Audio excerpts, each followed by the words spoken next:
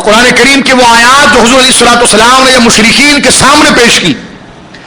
بعض ہیرو تو ایسے آگے جو کہتے یہودیوں کے بھی مسلمان کو اور نصرانیوں کے بھی مسلمان کو، لیکن رسول اللہ صلی اللہ علیہ وسلم کے نظام نے یہودی کو کافر کہا ہے. کیا کہا ہے بولے؟ کافر کہا ہے. نصرانیوں کو کیا کہا ہے؟ نصرانیوں کے بیچ میں بیٹھ کر یہ بات کرنا کہ جو حضرت عیسیٰ کو نہ مانے وہ کافر ہے، تو میں نے کہا یہ کیوں نہیں کہا کہ جو محمد رسول اللہ کو نہ مانے وہ بھی کافر ہے؟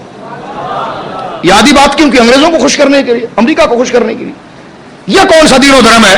یہ ساری باتیں عقائد اگر آپ کو تمیز نہیں ہوگی تو آپ حق اور باطل کو کیسے سمجھیں گے؟ تو لہذا نظام مصطفیٰ کے لیے ضروری ہے کہ پہلے عقائد کی اصلاح ہو. ٹھیک ہے؟ یہ جو نظام دیا جا رہا ہے نا کہ یہودیوں کے ساتھ مل جاؤ، ہم نے کہا یہ کبھی نہیں ہو سکتا. قرآن نے واضح طور پر یہود و نصارہ کو کافر کہا ہے. آپ کو یہودی تو مسلمان لگے لیکن ممتاز قادری کافر لگا. کہ آپ نے پی جی امیر کے پروگرام کے اندر کہہ دیا کہ سلمان تاثیر جو تھا اس سے چھوٹی موٹی غلطی ہوئی تھی اور ممتاز قادری کو قتل کرنا جائز ہے اور اس کا قتل، اس کو پھانسی دینا درست ہے. تو میں نے کہا اس سے تھوڑی اگر رشید 10% بھی نرمی جو آپ یہودیوں کے لیے کر رہے تھے وہ آپ نے ممتاز قادری کے لیے کیوں نہیں کی؟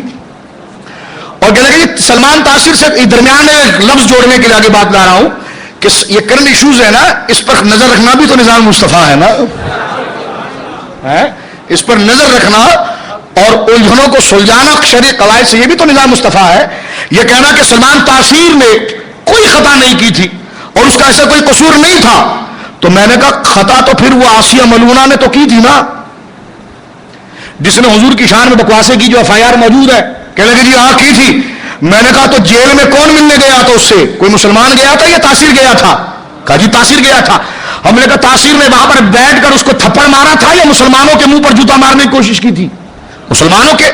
اس نے حضور کے نظام کے فروغ کی بات کی تھی یا اس ملونہ کو یہ کہا تھا کہ تیرا یہ حق نہیں تھا کہ تو نبی پاک کی شان میں گھٹیا الفاظ کہتے؟ گندی گالیاں. وہ FIR کی فوٹو کاپی ہمارے پاس ہے. گندی گالیاں معاذ اللہ سید عالم کو اس ملعونہ نصرانیہ نے، وہ عیسائی تھی، اس نے دی. تو میں یہ کہنا چاہتا ہوں کہ سلمان تاثیر نے جا کر جس وقت آسیہ ملونہ کی تائید کی اور یہ کہا کہ میں اپنا پورا زور لگا کر اسے آزاد کرواؤں گا، یہ کوئی قصور نہیں ہے. ناموس رسالت کے قانون کو کالا قانون کہنا یہ کوئی قصور نہیں ہے. میں نے کہا حضرت آپ ہی تو ٹی وی پر بیٹھ کے کرسی پر اچھل کے کہتے تھے جو لوکی نہ کھائے اسے قتل کر دو، جو حضور کے کپڑے کو میلا کہے اسے قتل کر دو. آپ ہی تو یہ کہتے تھے جو حضور کی جوتے مبارک کو جوتیا کہے اسے قتل کر دو. آپ ہی کہتے تھے جو حضور جو سبزی کو پسند کریں اس کو جو پسند نہ کرے اسے قتل کر دو. ڈالروں میں ساری تقریر بھول گئے. اور کیا کدو کی نسبت کے حوالے سے اس کا یہ قصور کوئی کم ہے کہ جس کی تائید سلمان تاثیر کر رہا تھا؟ یہ بات اگر آپ کو ڈالر کی بجائے قرآن مجید برہان رشید کی آیات اور سرکار صلاۃ والسلام کی شفاعت کے تحت ہوتی تو کبھی آپ غازی ممتاز قادری کو گناہگار اور سلمان تاثیر کو بری قرار نہیں دیتے. سمجھ رہے ہیں؟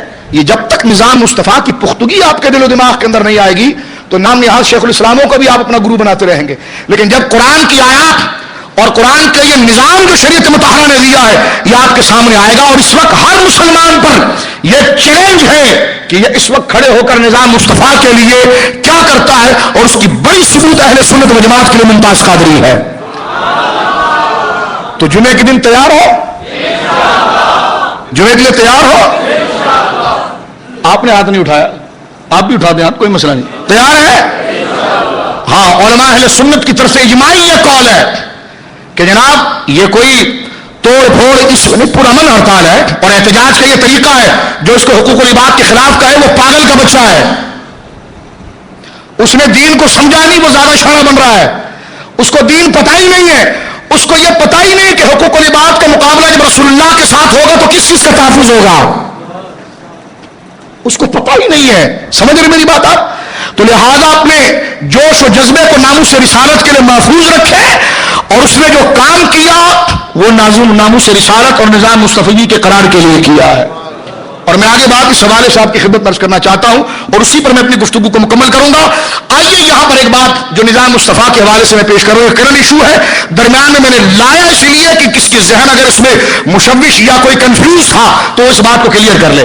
آج دارالعلوم جدیہ میں الحمدللہ تمام اہل سنت کے علماء کا اجماعی طور پر مفتی منیر الرحمان صاحب سے لے کر عام مسجد کے خطیب تک کا پورا اجماعی یہ موقف رہا اور جمعۃ المبارک کی ہڑتال کی مکمل اہل سنت و جماعت نے قائل دی ہے۔ اب لہذا آپ کا اخلاقی ایمانی تقاضا یہ ہے کہ یہ ظلم ہو رہا ہے، غلط ہو رہا ہے۔ جب 20 کروڑ روپے لے کر اس انگریز کو جو دوہری قاتل ہے اس کو چھوڑا جا سکتا ہے تو حکومت مطالبہ کرے پیسوں کا، ہم اپنے بچوں کو بیچ کر پیسے انشاءاللہ ادا کریں گے اور ممتاز قادری کو چھوڑائیں گے۔ اگر پیسے کو دے کر جناب اگر ایک نصرانی چھوٹ سکتا ہے، ایک ملک میں آیا ہوا جاسوس چھوٹ سکتا ہے، تو ممتاز قادری نے جو کیا ہے وہ اس کی بدبختی اور اس کے فساد کی وجہ سے کیا ہے۔ میں آگے اس مسئلے کو اٹھاؤں گا، ابھی مختصراً جو وقت میرے پاس رہ گیا ہے کہ سردار